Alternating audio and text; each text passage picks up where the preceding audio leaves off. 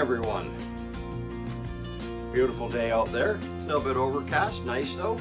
Got my little jacket on. Got my nice coffee.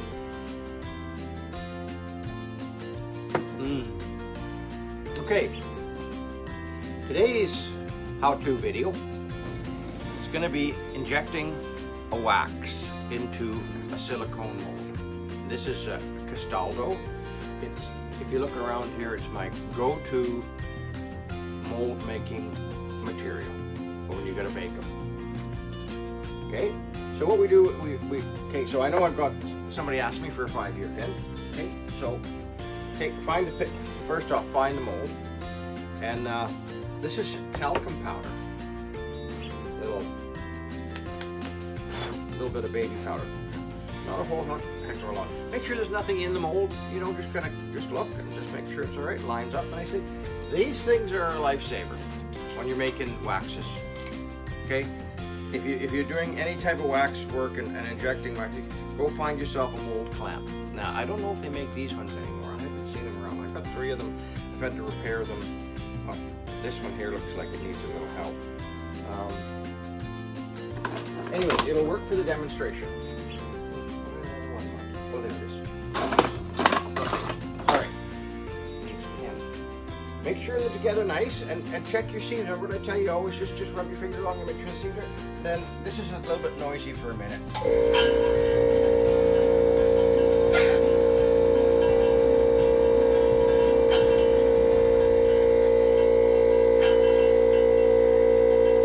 And I'm counting.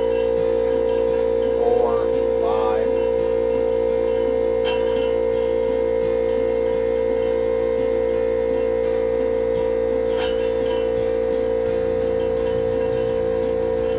Something like this, 11, 12 seconds. Okay, we'll turn that off. Okay, so you heard, I hope you heard me there, 11 or 12 seconds. This is at 15, 16 pounds, and the wax is about 195. And I've been using the same wax for years. It's red. I like the red injection wax, and I think the only company that sells it now is Freeman. And a bag like this is about you know, 8 to 10 bucks Canadian. Okay. Alrighty, so the mold isn't that hot warm, so this should come out relatively. This is a nice easy one. Look at that. Just pull it apart, and inspect the wax, because any problems in the wax moves to the metal when you cast it. So remember what I always say, you know, it doesn't gotta be good, it's gotta be perfect. There we go, look at that. Okay, and then so what I would do then, so a little bit more on this, I weigh it. I weigh the thing, okay, and it's 1.7 grams, let's call it 1.8. Well, if I take that off, it'd be 1.7. Okay, 1.7. So we know, there's a little bit of math, but it's called the specific gravity. Everything has a specific gravity.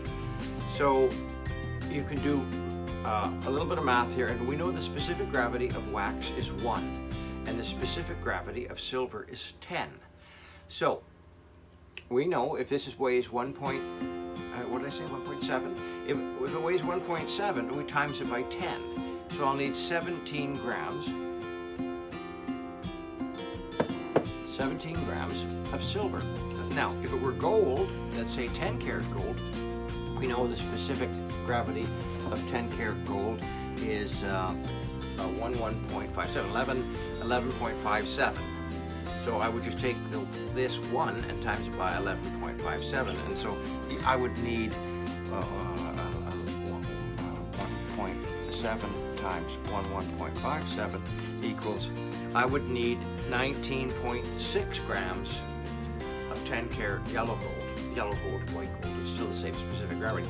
And if I needed, let's say I wanted to make an 18 karat, its specific gravity it's more dense, it's heavier. So we would go 1.7 times 15.03 I've been using for years. I would need 25.5 grams of 18 karat to make this. So I hope that helps a little bit. You know, each metal has a different characteristic, has a different specific gravity. Bronze or brass has a specific gravity of 0.8. So, sorry, of 8. Of 8. 8 point. I usually do the math for 8.5. So if I want to do this in brass, it'd be 1.7 times 8 equals, I would only need 13 grams of brass to do that. So I hope that helps. It's not going to be brass. I don't like making these in brass, either silver or gold. Okay, you guys. I hope that helped. Oh, look at you. Hi, Tia.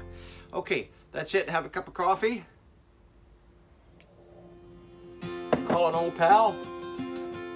And get out and do something fun today. All right? Have a nice day. Morning, everybody. Beautiful day out there. Dogs are out playing. I got a cup of coffee going. We're gonna cast that pin. I showed you injecting that wax yesterday, or maybe I'll post it this morning. Oh, look, little Tia just walked by. Okay, so remember, I try to get these angles right for filming. So okay, let's get that. That's where it would start. Okay, so 1, 2, 3, 4, and there's a little pin that pulls up there, and that thing's good to go. Okay.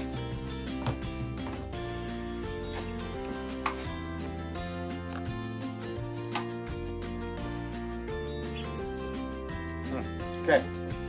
Oven's at 1025. It's a thin casting, so I like to cast it. That'll be a good casting temperature.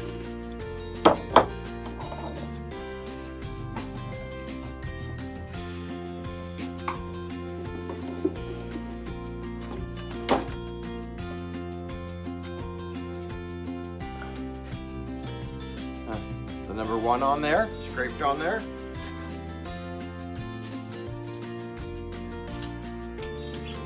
Gloves on. Remember what I said about the numbers. There's number 1 ready to use on the number 1 spot, so you don't get them mixed up. Okay, into that nice hot thing, crucible.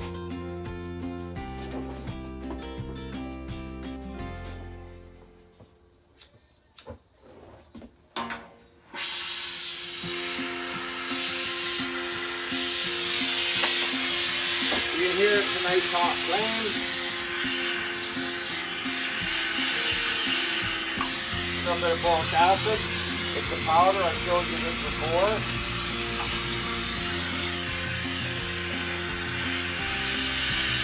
I'm melting down about 20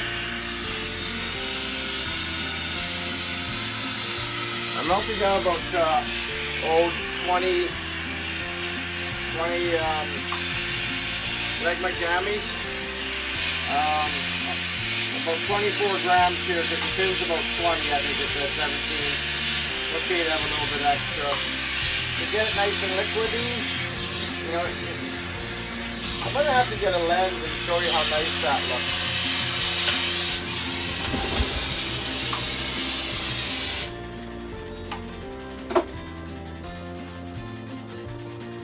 And that's casting, like nice and smooth, no, shouldn't stress you out.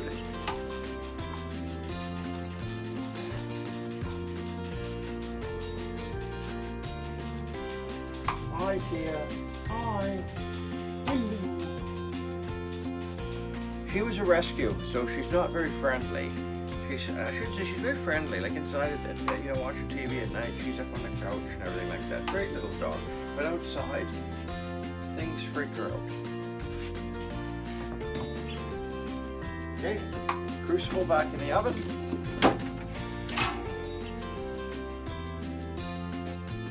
And that's the sprue button. Okay? It's still almost red hot a little bit. We're gonna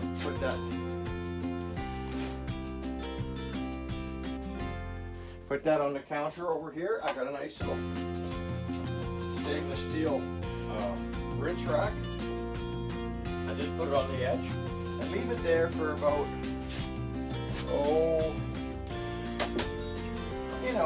something like that's going to be set up, ready to go in about 5 minutes.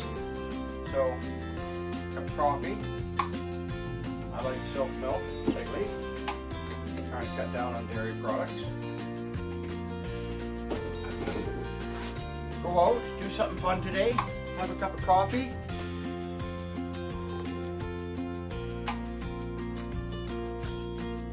What was that? That was dark roast.